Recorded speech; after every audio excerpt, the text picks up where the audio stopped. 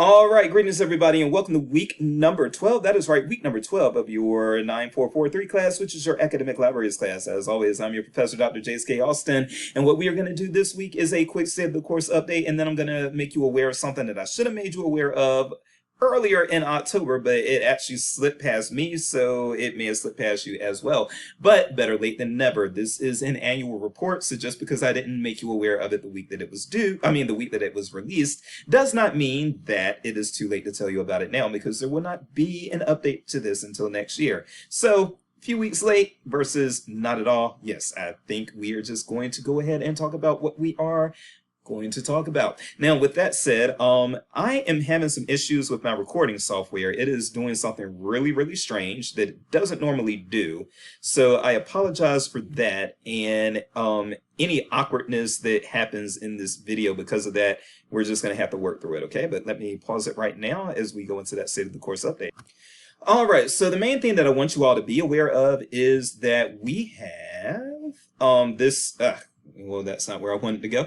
No, in this module, we are going to be talking about the framework. So for those of you who are thinking about becoming academic librarians and you specifically want to work reference and instruction, which is probably going to be a lot of you, if you're taking this class, a lot of times that means you want to work public services in a academic library, because really, there are some nuanced differences in things like cataloging and tech services between public libraries and academic libraries. But to keep it real with you, those functions are kind of similar no matter where you end up. But reference and public services do end up being very different between public libraries and academic libraries. And then specifically, if you are talking instruction, a lot of public libraries don't even do a whole lot of instruction, but if you are an academic librarian, there's a good chance that you're going to be doing a whole heck of a lot of instruction.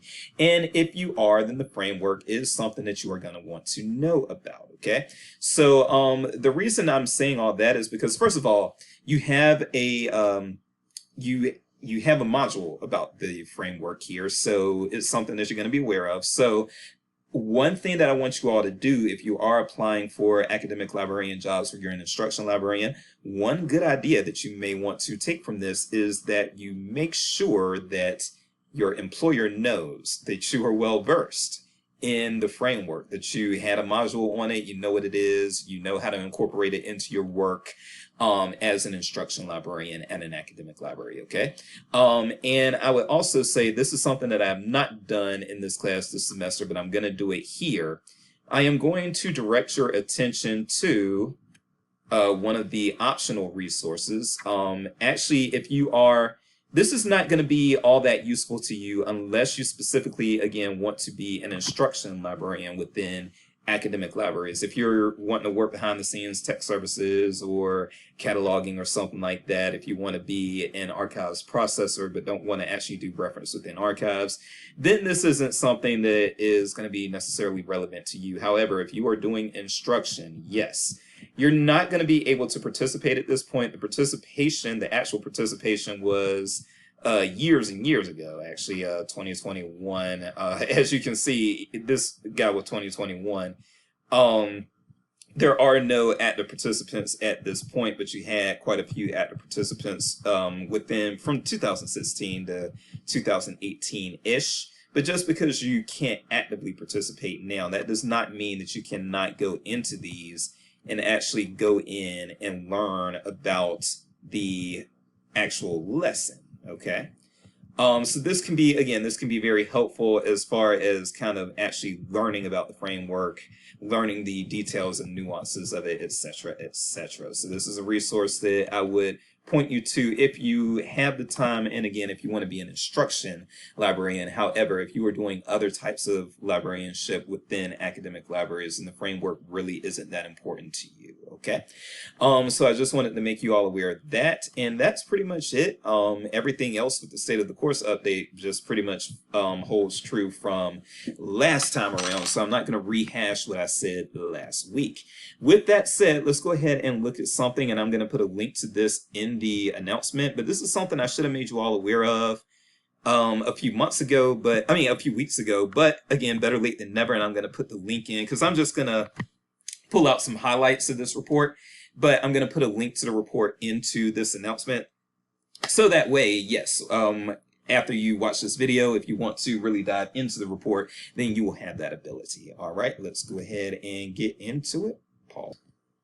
All right, so what came out recently was the State of U.S. Academic Libraries, which is a report from ACRL. It comes out every year. ACRL is the Association of College and Research Libraries. It is a division of ALA. Just I want you all to be clear on that. So ACRL is not its own separate standalone entity. It is part of this large umbrella of the American Library Association. Okay. Now, findings from the ACRL 2023 annual survey. So you might be thinking to yourself, hey, Dr. Jace, that's from the 2023 annual survey. Yes, I do realize that, but it is still actually a report that was released this October. Okay, so just because it says State of U.S. Academic Libraries from 2023, yes, the data is compiled in 2023, but you actually don't get to see it until 2024. Okay, and again, my recording software is a little glitchy, so please bear with me with that. I hope that this will not be a problem next week. I will probably try to troubleshoot it throughout the week, okay? But yes, so if we scroll down here, again, you see Chicago 2024, and so this was released in 2024, just believe me on that. But yeah, I'm going to pull out some highlights, and then I'm going to make sure that the link is available to you inside the announcement. All right, so again, I'm just pulling out highlights because my recording software is adding a little hinky. I mean, not kinky, no, it's not getting kinky, hinky. Different word, the word starts with H. Okay, so one of the things that I wanted to point out, and this is good news because again, this is something that I want you all, like, there are times when I do want to be honest with you about what's going on in the field, and I want to be honest with you actually all the time about what's going on in the field, but, sometimes what's going on is negative and sometimes what's going on is positive, and this time around what's going on is positive.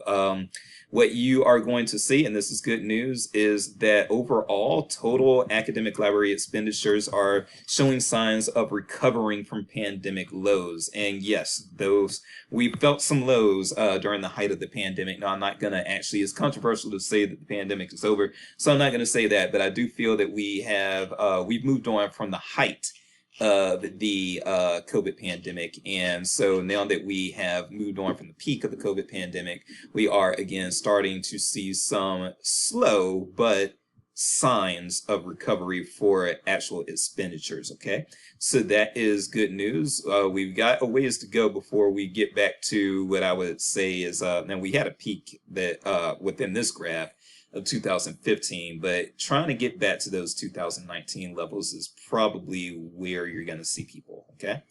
All right, piece number 2 that I wanted to kind of pull out was related to collections and circulation. This is, again, something that I want you all to be aware of and trends that are going on.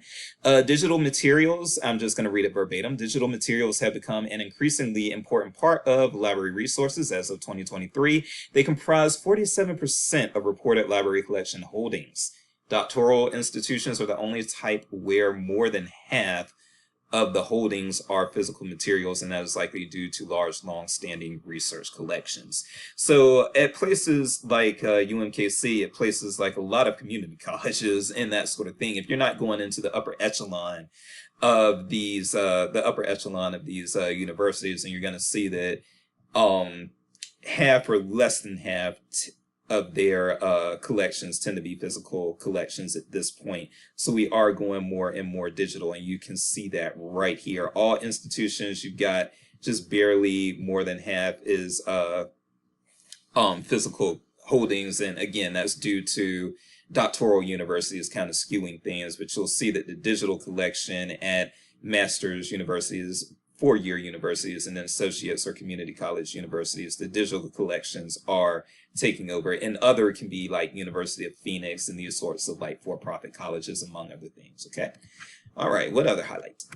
I do want to kind of come to this really quickly because this is something that I also think gets kind of understated in academic libraries classes: benchmarking and peer comparisons. Okay. So benchmarking, all I want to say about this is I do want to make sure you all are familiar with the term or the saying peers and aspirants. So a lot of times when you have academic libraries, the way that they benchmark and try to set goals for their improvement is they identify peer institutions, and then they identify aspirant institutions. So when I was at Coastal Carolina, for instance, working as an academic librarian, one of our one of our peer universities was actually my alma mater, my undergrad alma mater, the University of North Carolina at Wilmington. So they were seen as a peer, and there were some other peers such as the College of Charleston, and some others.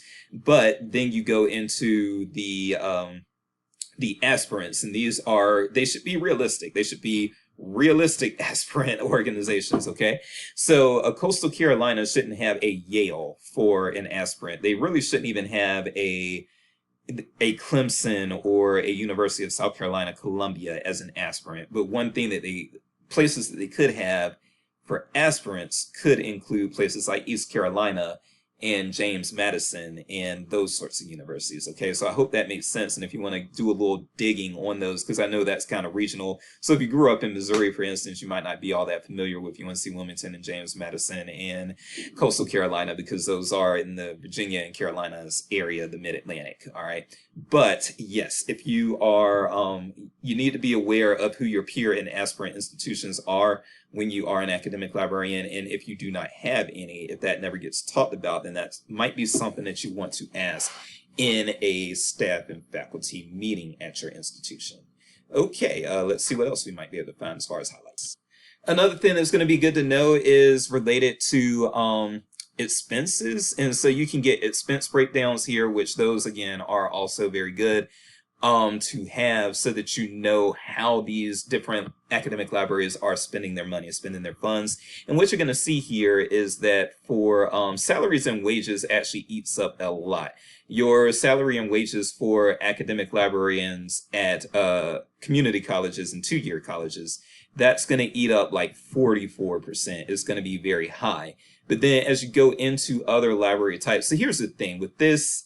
At a community college, actually, you're probably going to have a lot of the library staff actually being degree librarians. And so you're going to have a very high percentage here, because you're not going to have a lot of other staff that doesn't have librarian rank at a community college, because they just can't hire that many people. And then all other paid staff is 20%. But you'll see this is high at the two-year college level, 44, really 45%. Of the expenses go to the salary and wages of degreed or ranked librarians, but you see that this drops to 30% at 4-year, and then 30% still at master's universities. And you'll see other paid staff. You get that broken down more. So you're seeing that there's like other professional staff, other paid staff, and then student assistants. But you're seeing more categories, I believe. No, you are not. Okay, Dr. Jace is wrong about that. So we've got 4, 4, and 4. Okay, well, I was wrong about that. But again, your degree librarians are going to eat up a larger part of the expenses at your two-year colleges than at other types of colleges, because you have more different types of staff and that sort of thing. And then also you're paying more.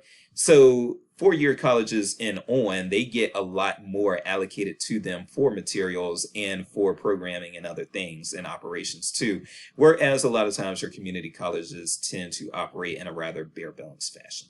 And then check this out. So once you get to doctoral universities, so we went from 45 at the two-year colleges. At the 4-year colleges, you're looking at around 30, but when you're looking at the R1s and the doctoral universities, then you are looking at 20%, actually slightly less than 20%. So you see that that goes down, and then they allocate other types of funding to other types of different resources and endeavors. Okay, a few more highlights. Let's see. And actually, I think with my recording software acting up and all other things considered, I think I can actually just leave it there and let you look at the report yourself. Why not leave this video at 15 minutes? I think that's probably a good idea. So having said that, you can access the report yourself, because again, I'm going to put the link in the announcement. And if you have any anything that you want to share about it or say about it, you can do that in the free for all section of the class. So I'm going to leave it right there, and I'm going to keep us at 15 minutes. I am Dr. Jace, and just because this data came out in 2024, that doesn't mean that it's not 2023 data. In fact, that is the case. Jace case, I did it. I will see you all next week.